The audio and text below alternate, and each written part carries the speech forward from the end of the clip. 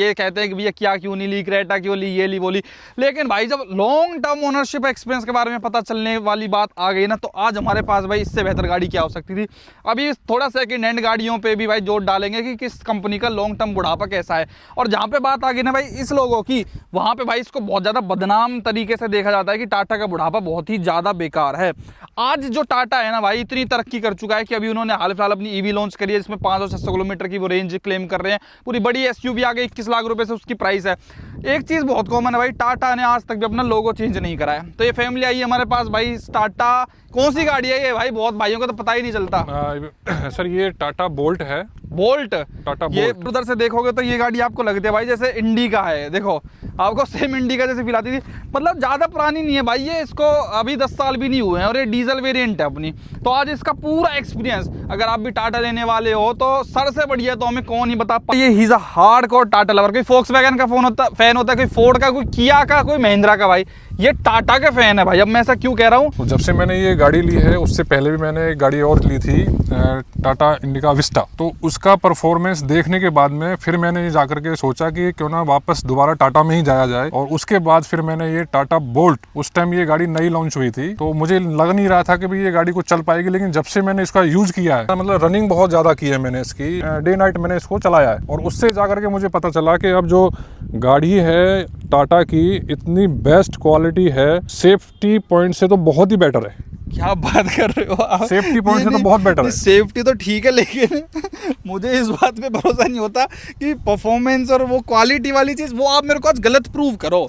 नहीं भाई सर। इन्होंने, मैं जैसे टाटा की देखो आपको सबको पता है गाड़ियों की हो, पर्सनल लेवल पे मुझे बिल्कुल पसंद नहीं है जी। देखो मैं आपको क्लियर कट बताऊं, आप ओनर हो और ट्रस्टेड लॉयल बता रहे हो, आपने इंडिका रखी थी तो वो क्या 10 साल रखी थी पूरी? वो पूरी मैंने सर 10 साल रखी थी और 10 साल के बाद में वापस मैंने फिर टाटा डीलर को ही वापस मैंने गाड़ी दी थी। तो क्या 2005 में खरीदी थी आपने वो इंडिका? जी। और आपकी एज कितनी हो चुकी है? मेरी एज हो गई है 44। तो ये टाटा पहले इंडिका 10 साल चलाई है, उसी में पब्लिक को इतनी दिक्कतें आती थी उस टाइम पे तो इंडिका वगैरह में। लेकिन सर मुझे नहीं लगता कि भाई मुझे कोई ऐसी दिक्कत आई है, क्योंकि मेरी जो जर्नी है, मेरी जो लाइन है वो मार्केटिंग की लाइन है। मेरा जो काम है वो स्पेयर पार्ट का है। तो मैं गाड़ी के अंदर पूरा माल लेके चलता हूँ। जैसे कि मान लो मुझे अगर 200 किलोमीटर जाना है या 250 किलोमीटर जाना है, शाम को मैं निकल गया और रात में अपना काम करके और तुरंत वापस आया, तो मुझे लगता है कि मेरे हिसाब से तो टाटा बेस्ट है। इंडिका कितनी चलाई थी आपने?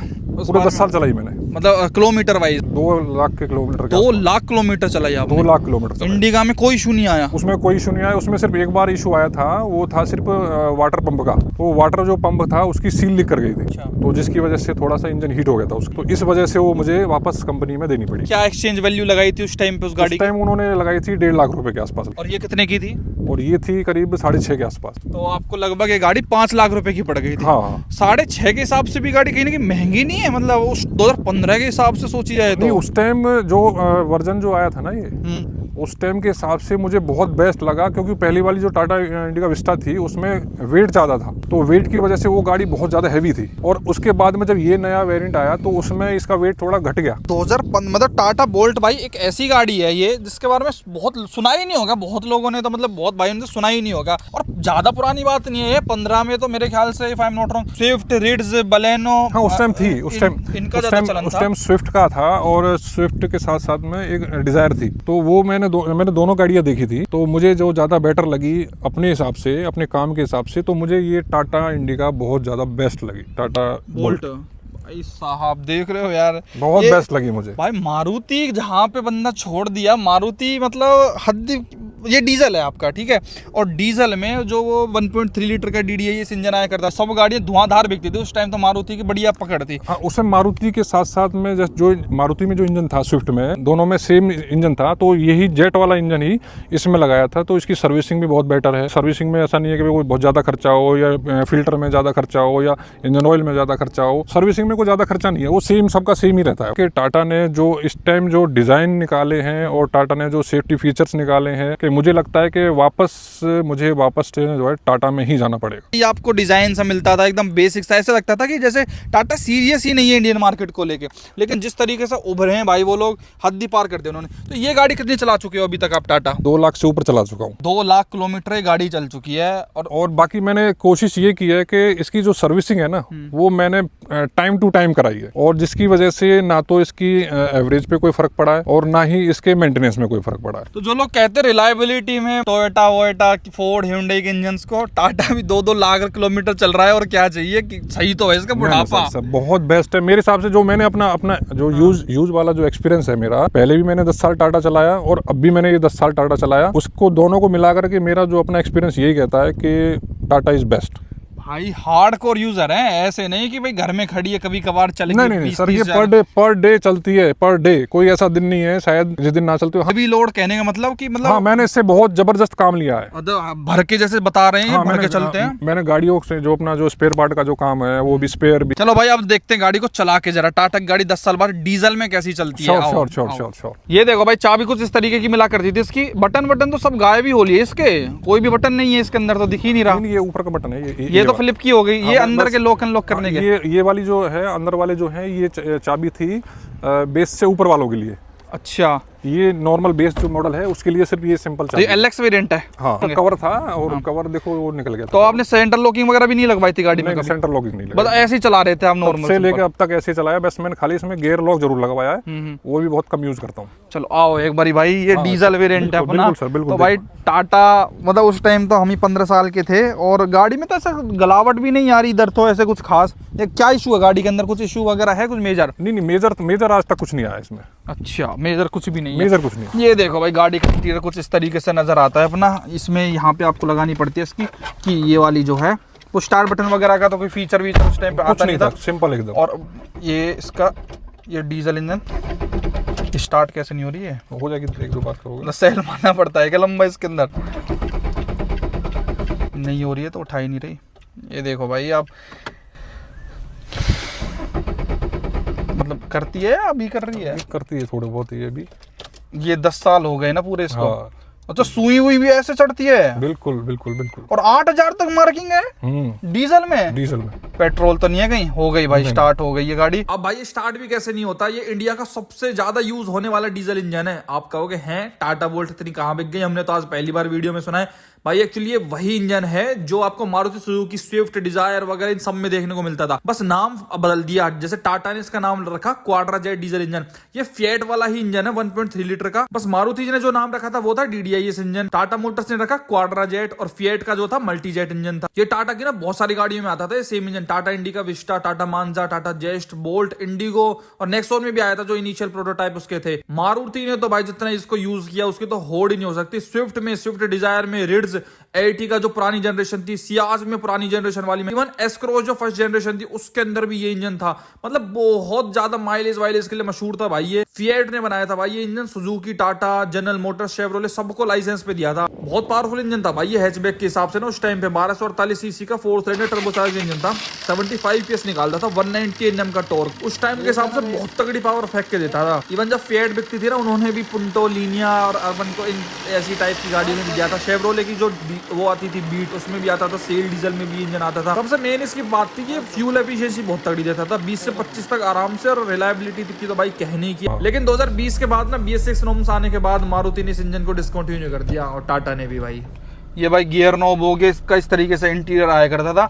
और डैशबोर्ड देखो थोड़ा सा घुमाव वाला था इसका ना, मतलब थोड़ा सा उठा हुआ सा था। तो अभी गाड़ी की तो NCR के हिसाब से देखी जाए तो 2015 है जैसे ये। हाँ। लाइफ तो इसकी खत्म हो चुकी है। लाइफ इसमें ज्यादा मेरे ख्याल से भी 3-4 महीने और बचे हुए हैं। 3-4 महीने में तो आपको अपग्रेड करना ही पड़ेगा। करना पड़ेगा। अब जैसे अगर आप NCR में ना रहते जी, तो अभी इसको आप लंबा रखते और गाड़ी को। हाँ, फिर तो ये इसके लिए है ना कि NCR में तो 10 साल के लिए है, तो जो एज ए गवर्नमेंट की जो गाइडलाइन है वो उसका तो देखो पालन करना पड़ेगा। मुझे बड़ा मतलब फील होता है कि भाई अभी इतना जल्दी टाइम हो गया कि 10 साल के लिए गवर्नमेंट ने कर दिया इसको, क्योंकि मेरी कंडीशन के हिसाब से गाड़ी अभी 10 साल के बाद में रिटायर के लायक है नहीं। अच्छा, अभी और चल सकती है? हाँ, अभी बहुत चलेगी। अभी तो गाड़ी में बहुत दम है। मतलब भगाने में कैसा मजा आता है? गाड़ी एकदम फ्लेक्स, एकदम बिल्कुल ऐसे समझो जैसे रोड पे पानी की तरह चल रही हो। थोड़ी गाड़ी बच तो रही है काफी ज्यादा इसमें ना, वो स्वाभाविक है भाई। 2 लाख, अरे इसमें तो 89,000 किलोमीटर है रीडिंग तो। इसमें तो 89 है। हाँ वो थोड़ा सा क्या है कि मीटर बीच में बंद हो गया था, अच्छा तो उसकी वजह से, क्योंकि लंबी रनिंग थी इसकी, अच्छा तो उस वजह से थोड़ा मीटर बंद होने की वजह से क्या था कि इसको दोबारा से का काम करवाया था। तो भाई अब आप सोच सकते हो अगर मीटर बीच में बंद हुआ है तो फिर कितना चली होगी हाँ, गाड़ी। बिल्कुल बिल्कुल उस हिसाब से आप आइडिया लगा लो, तब हम इस कंडीशन की बात कर रहे हैं, इस वीडियो को बना रहे हैं भाई। हाँ। मतलब रीडिंग ही नहीं है इसकी बंद होने का, मतलब जो भाई समझदार उनको पता होगा भाई। हाँ, चलो एक बार भगा के देखते हैं भाई। 8000 टेकोमीटर में ये है। ये देखो भाई आपका जान देखते हैं इंजन की भाई, ये देखो। और पिकअप तो मस्त है गाड़ी का। मैं कहता हूँ, मैं खुद भी विश्वास नहीं करता कि भाई ये गाड़ी रिटायर हो गई है। हाँ मैं नहीं मानता इस चीज को कि गाड़ी रिटायर हो गई। गवर्नमेंट की लाइन के हिसाब से रिटायर हो सकती है, लेकिन मेरे हिसाब से नहीं। अब एक बार विंडो ऊपर कर लीजिए ना, ये उसमें या भाई यहाँ पे वो है घुमाने वाला सिस्टम है। हाँ। ये देखो भाई, अब आप ये भाई गाड़ी भागने में तो यार आज इनके जो पेट्रोल इंजन है वो ओड ही नहीं कर पाएंगे इस गाड़ी मतलब के नहीं साहब, बिल्कुल नहीं, बिल्कुल। और सीट बेल्ट वगैरह की आवाज वगैरह सब कुछ ओके एकदम। मतलब जो इलेक्ट्रॉनिक्स की दिक्कत बताते हैं मेन टाटा में ना, इलेक्ट्रॉनिक्स की दिक्कत आ जाती है बहुत ज्यादा। नहीं मेरे हिसाब से तो अभी कोई आई नहीं, सिर्फ ये जो इसका जो मीटर का जो सेंसर है ना, उसमें जरूर एक बार प्रॉब्लम आई। मीटर का सेंसर? हाँ ये मीटर का, हाँ ये मीटर का जो सेंसर, मुझे लगता है इलेक्ट्रॉनिक्स में तो सिर्फ इसमें मीटर ही तो है इलेक्ट्रॉनिक, और तो हाँ, कुछ इसमें और इसमें कुछ है नहीं, कुछ पावर विंडो भी नहीं है इसके अंदर। बाकी सब एकदम मैकेनिकल ही है सारा। मतलब ये इंजन वाइज कोई प्रॉब्लम आई है कभी गाड़ी इंजन के वाइज अंदर? कोई प्रॉब्लम नहीं आई, अच्छा कोई आज तक कोई प्रॉब्लम नहीं। भाई देख लो भागने में तो यार गाड़ी A1 है। वो डीजल है, खैर डीजल का मजा तो देखो अपना है ही। देखो अब तो ज्यादा डीजल इंजन का ऑप्शन आ ही नहीं रहे, तो अब क्या पिक करोगे? अब तो खाली इलेक्ट्रिक वाला आ रहा है, हाँ। या सीएनजी का आ रहा है। ओ भाई साहब, ये तो बहुत सही भाग लेती है गाड़ी। तो गाड़ी में बहुत दम है, बहुत दम है गाड़ी में। क्या माइलेज अपने को मिल जाती है? माइलेज में अपने को लेकर के 20 से लेकर के 22, 22, 22? हाँ 20, 22, 18। हाईवे पे ले जाओगे तो 22। बाकी इसकी सर्विसिंग वगैरह का क्या स्टेटस चल रहा है? टाटा में कराते हो अंदर या बाहर कराते हो?